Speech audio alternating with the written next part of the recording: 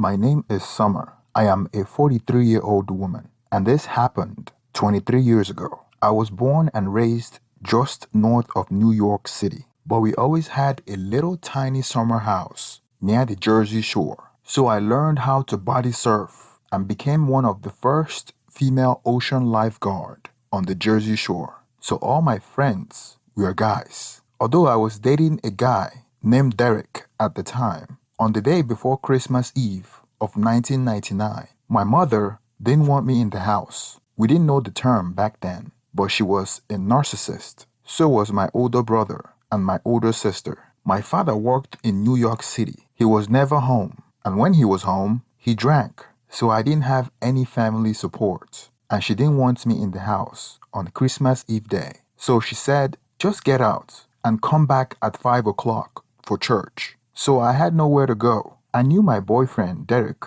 wasn't in town, and he traveled to Minnesota to visit his family. I called to check on him, and he was with his parents and siblings, baking cookies, and I remember wishing that I had gone to Minnesota with him. I told him that I was bored, and I had nowhere to go, and he said I should go to his place, since I have a key to his apartment. My boyfriend had a roommate at the time, but he wasn't sure whether his roommate was home. My plan was to go to my boyfriend's house and play some video game till 5 o'clock. When I got to his apartment, I was surprised to see there was a party going on there. We have mutual friends, and that community had a lot of surfers, body surfers, and boogie boarders. I thought everyone left for the holiday, but a lot of people stayed. A lot of people coming in and out, faces I knew from years down, and there he was, a face I don't know. His name is John. He walked up to me and introduced himself. We started talking. He said he used to be part of our group, but he moved away, and now he's back. We soon ran out of water, and I told him I was going up to my boyfriend's apartment to get some water. And John suggested he come with me. My boyfriend's roommate wasn't home, so we went inside and got some water. Even though the fireplace wasn't working, it felt good inside. So we decided not to go outside because it was getting cold out and wet. We started playing video games together. Then John started making moves on me. I resisted at first, but he was persistent, so I gave in, and we had X. After we were done, we got hungry, and I went to the refrigerator to get some food. There was nothing in the refrigerator. It was a typical surfer house. I said to John that I have to stay out of my house until 5 o'clock. I am going to take a drive down to South Jersey. You know, if you want to go, you can go. If not, I'm going anyway. And he said, yeah, I will go. So I said, okay, fine. It was a beautiful scenery, ice cold gray skies, deserted, just a straight drive, all the way down south. We got down there around 4 o'clock, and the stores were closed. We stepped out a little bit to stretch our legs, looked in some art shop and some surf stores. We were just trying to get a good breath of fresh air before we turn around and come home. When I realized I needed gas, the problem with that is it was Christmas Eve and a lot of gas stations were closed. I did happen to find one that was open, and I pulled in just as the guy was turning out the lights. I said to the man, you know, I'm so sorry. Can we just get some? Here's $10. I just need some gas to get home. We will be quick, and right after that we can go. You can leave and shut up the store, which is exactly what happened. I got $10 worth of gas. I ran to the ladies' room, but when I came back, John was on the driver's seat. I said to him, John, you can't drive, because he told me he didn't have a license, and he had also finished in a short amount of time half of the bottle of whiskey that I had as a Christmas present in the trunk.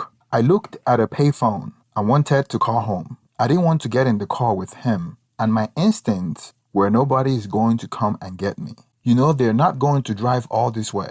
If I can just get home, I will never see him again, and that will be the end of it. So I got in, and I know from the ocean life, sun rises in the east, sets in the west, and if we just wanted to go back north, we had to turn around. He sped off going more south, and then into the sun, what was left of the sun into the west. And I knew we were getting further and further away from home. He was speeding, he was driving erratically, and I found out later he was diagnosed schizophrenic, who had been on lithium but has stopped taking it, combined with the alcohol, just really gave him an otherworldly personality. He turned the radio up really, really loud, and I turned it down, and I said, "Look, kind of have to concentrate. There might be a roadblock." And that was when he hit me. For the first time, he backhanded me, and he had a big paw for a surfer guy. He was not your typical lanky guy. He stood out in so many ways from our usual crew, you know. He was big, he had blonde hair, you know, the blue eyes, but he was just like a beefy kind of guy, which you wouldn't particularly think would be a surfer. I had been assaulted at 14, and the guy had covered my mouth. So I was kind of used to being in a scary situation, but I had never been physically assaulted before. This split my lip, and the blood ran down my shirt. It was cold and wet, and I said to myself, you know, don't say anything else. Let him just keep his eyes on the road. Let's see if he can get the car turned around and he calmed down enough to get me home. Amazingly, God showed me a way out of this when we were stopped by a police officer. But I didn't take the opportunity, maybe because I didn't know he was planning on killing me. We were stopped by a police officer, and I asked for directions. I said, "We are trying to get home," and the officer said, "It's the next little turn right.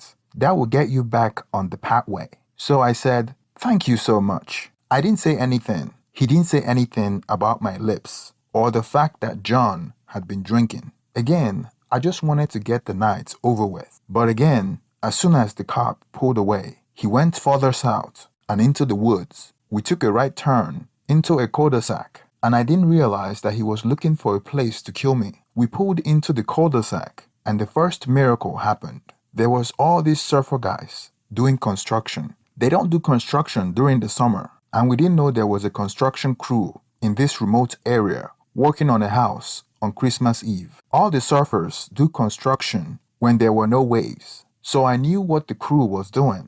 I just knew that they should not really have been out on Christmas Eve. It's freezing, it's cold, it's dark. They had floodlights. You know homeowners are going to wait until the holidays are over. There wasn't an emergency situation. So to see a crew with their trucks, with their lights and their hammers, working hard on Christmas Eve just didn't really quite add up. That was the second time in the space of a few minutes that God showed me that it wasn't my time to die. That was the first place he pulled over to try to kill me. And he pulled out, and I kept thinking, okay, if we just keep heading north, I'll be fine. That never happened. There was a road blockage sign that said, "Road is under construction.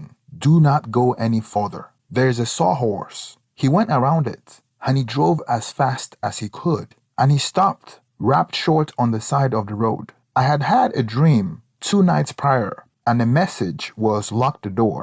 I had locked the door of my apartment, and I thought that's a funny message. The door is locked, but the dream meant the car door. So he got out of the driver's side and ran around the front of the car, and I could see the lights, the headlights on his jeans. What is going on? Is he going to the bathroom? I didn't know what he was going to do, but he ended up opening the passenger side, where I was sitting, dragged me out of the car by my hair. Next thing I know, I was laying on the dirt road floor as he proceeded to kneeling on my stomach, so hard that I puked all over myself. He then started hitting me so many times. I just saw a little blue light every hit, and I said to myself, if I can keep my eyes open after every hit, I know I'm still alive. I'm still breathing, and as long as I can see that light open my eyes, after it, I said I would be okay. And the light was from the impact. He wasn't satisfied with the fact that I was still opening my eyes, and he grabbed half of the hair on my head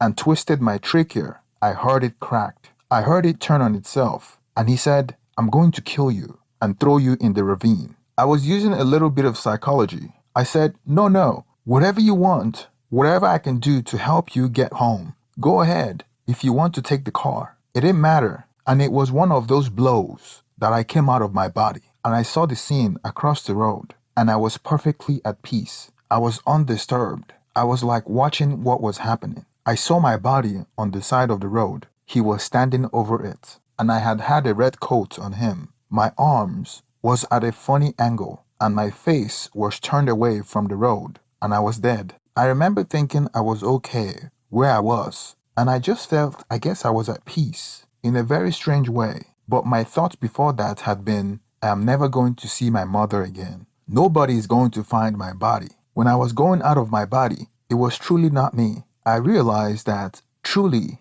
it's just who you are on the outside. But there is a part of us that is untouchable and eternal and goes on forever. It's perfectly perfect. And with that, I was brought back into my body. Two car lights came out of the distance in the other direction, and they also had gone around the road closed sign. But on the other side of this road, there were two boys coming back from a AAA meeting who wanted to find the darkest road they could find in town to see the lights. They were just stars. They thought that maybe they could see the Star of Bethlehem, and it startled him enough to get him off of me. I got up and ran at the car and stood in the road. I put my hands over my heart and I said, at least if they hit me, they will know who I am eventually and they will find my body. And that would be better ending than being beaten to death. The car went around me and John had knocked off my glasses so I couldn't see clearly. I saw the red tail light, so I started to run,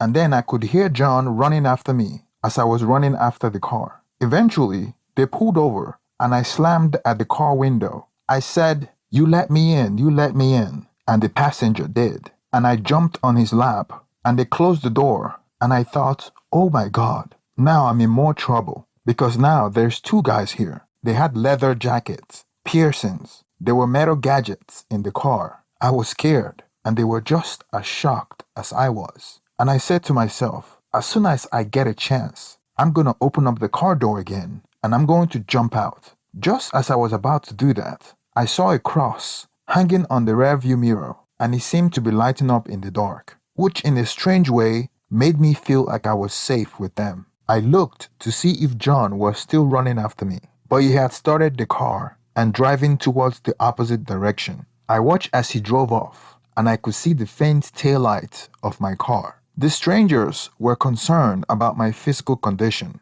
They immediately called 911 as they drove me to the nearest hospital. The police showed up at the hospital and I gave them a statement and told them everything that happened. So eventually, John was arrested by the Fortis police and I was called back after getting home to sign a statement. So I never made it home for church. I almost never made it home alive. And then when I did get home, it was 5 o'clock Christmas morning. After this experience, I immediately knew what I wanted to do with my life. I went to school to become a nurse. I now work with very, very poor children, offering health care not only to them, but to their families and to their community. I couldn't be happier with the way my life has turned out since then. Thank you for staying to the end of this video. Please don't forget to like and subscribe. Please let me know your opinion on the comment section. Thank you and